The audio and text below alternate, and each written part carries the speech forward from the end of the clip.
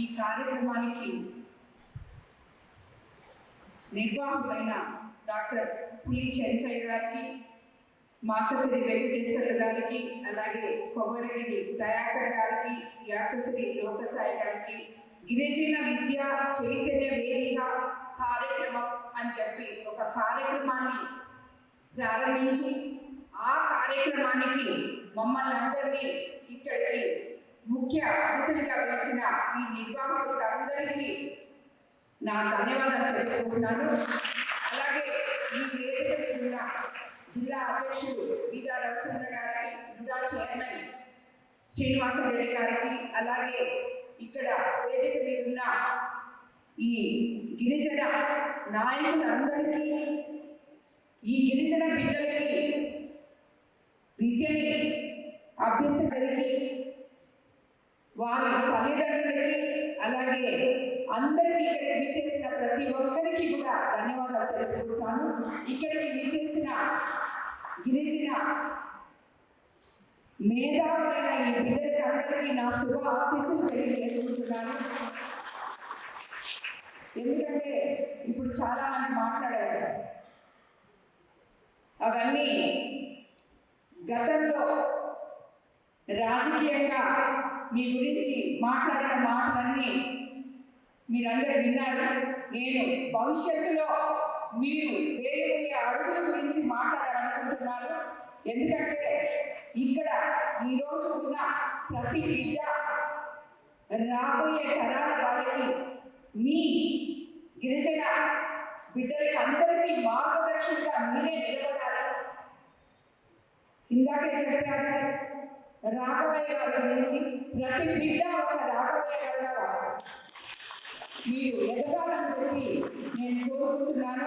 ఎందుకంటే ఇప్పటి వరకు మీరు 10th క్లాస్ చదివారు, గురుకుల పాఠశాలలో మీ అధ్యాపకుల ద్వారా ఎన్నో మార్కులు సాధించారు. ఇప్పుడే ఒక అమ్మాయి చెప్పింది, నేను 10th క్లాస్లో మార్క్స్ సాధించలేకపోతే మా ఉపాధ్యాయులు బాధపడ్డారని, ఇంటర్లో మార్కులు సాధించారని.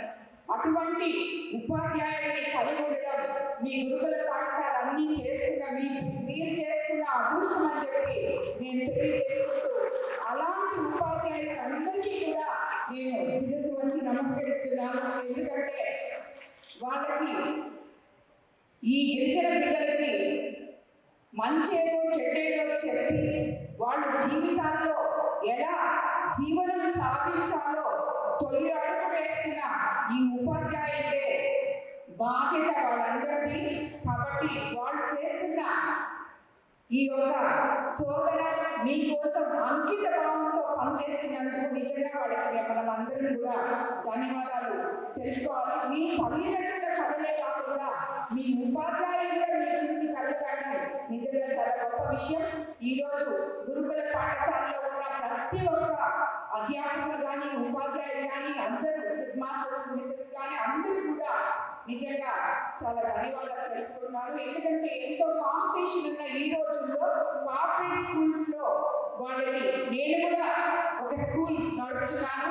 ఇప్పుడు వీళ్ళందరూ చెప్పినట్టే నిరుపేద పిల్లలకి నేను కూడా విద్య ద్వారా విద్యని ఇస్తున్నాను. వాళ్ళకు కూడా నేను ఎక్స్ట్రా క్లాసెస్ పెట్టించి, టీచర్స్ పెట్టించి, కోచింగ్స్ పెట్టించి ఇవన్నీ చేస్తుంటారు. కానీ అటువంటివి ఏమీ లేకుండా మీకు ఇంత బాగా విద్యను అందించడానికి అందరికీ కూడా మీకు ధన్యవాదాలు తెలుపుకోవాలి. అలాగే పిల్లలు కూడా ఇప్పటి వరకు 10th క్లాస్ అయింది.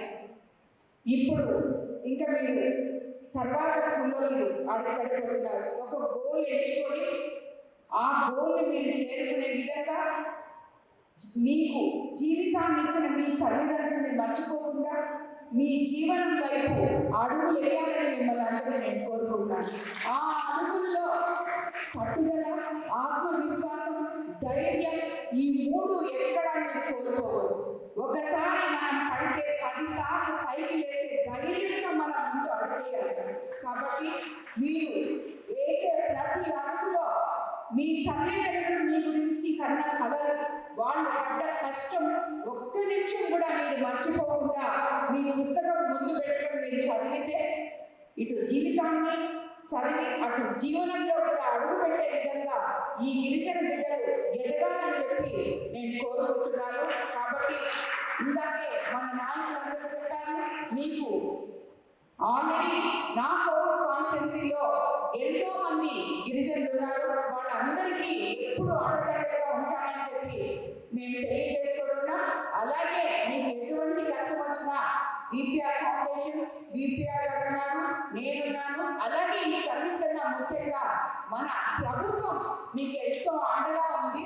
ప్రభుత్వం ఇచ్చే ప్రతి ఒక్కరికి ఆ పిల్లలకి అందే విధంగా ఇక్కడ ఉన్న ఆల్రెడీ చదువుకొని రిటైర్ అయిన గిరిజన నాయకులు ఎంతో మంది ఉన్నారు ఇక్కడ.